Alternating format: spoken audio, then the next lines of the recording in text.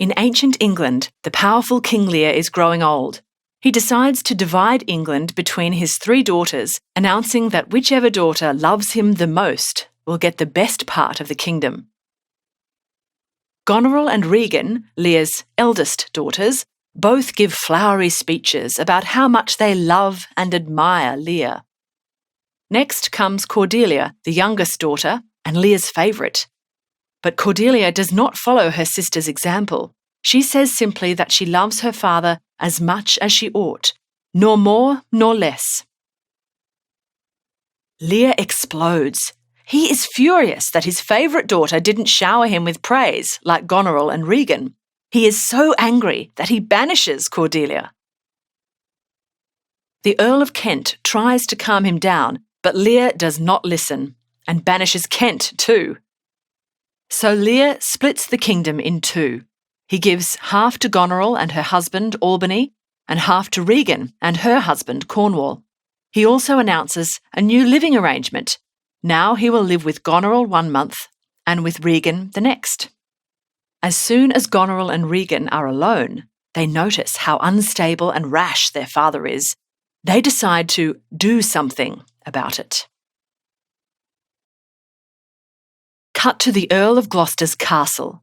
Gloucester's son, Edmund, complains to the audience that he is an illegitimate son, a bastard. Because of this, society sees him as lesser than his legitimate brother, Edgar. He will never get any land or power when Gloucester dies. So he sets in motion a cunning scheme. He will convince his father Gloucester that Edgar is plotting to kill him.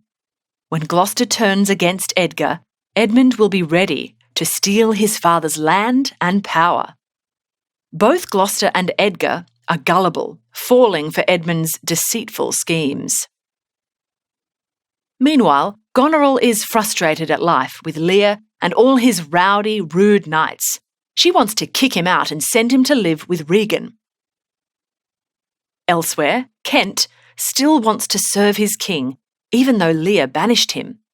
He disguises himself and manages to convince Lear to hire him as a servant.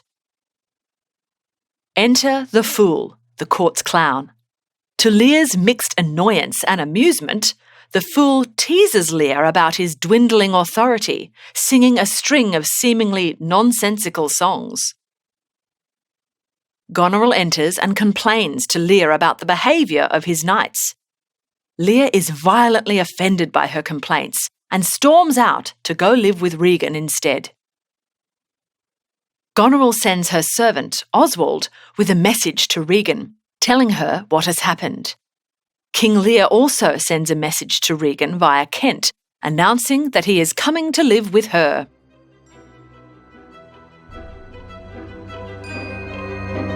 We hope you enjoyed this Schooling Online production.